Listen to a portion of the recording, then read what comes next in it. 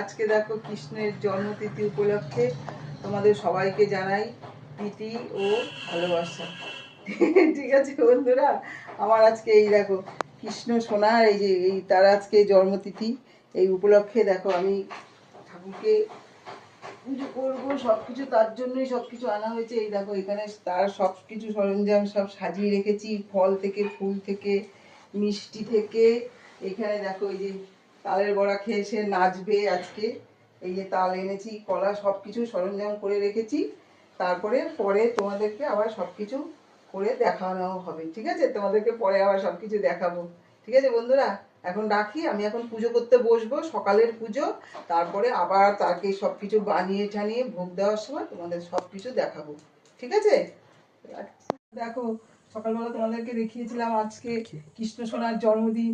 সেই জন্মদিন উপলক্ষে দেখো আমি একটু ছোটোখাটো আয়োজন করেছি, তোমাদেরকে বলে তখন দেখাচ্ছিলাম এই এই করবো, একটু আয়োজন করার জন্য সব প্রস্তুতি নিচ্ছিলাম। এই দেখো এই আয়োজন করেছি, এই এইটুকু আয়োজন করতে পেরেছি। ঠাকুরকে একটু দেখো সাজিয়েছি, একটু বেলুন, তার আজকে জন্মদিন। আমাদের জন্মদিনেও তো আমরা বেলুন দিয়ে সাজাই, এই দেখো তাদের জন্মদিনে একটু বেলুন টেলুন দিয়ে সাজিয়েছি, এই একটু ভোগ দিয়েছি। দেখো তোমাদের দেখে ভালো লাগছে তো? ভালো লাগলে তোমরা একটু কমেন্টস করে আমাকে জানাবে, ঠিক আছে? আমি একটুখানি ঠাকুরকে আরতিটা করব, এই পুজোটা করব এখন।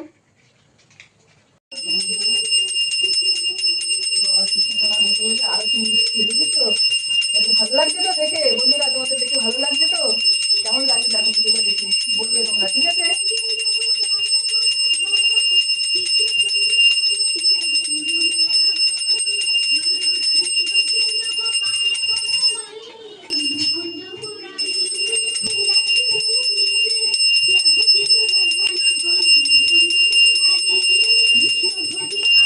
সবাই প্রদীপের চাপ নাও, সব বন্ধুরা তোমরাও ঠাকুরের আশীর্বাদ নাও, এই তোমাদের সবাইকেই চাপ দিয়ে দিচ্ছি, ঠিক আছে বন্ধুরা?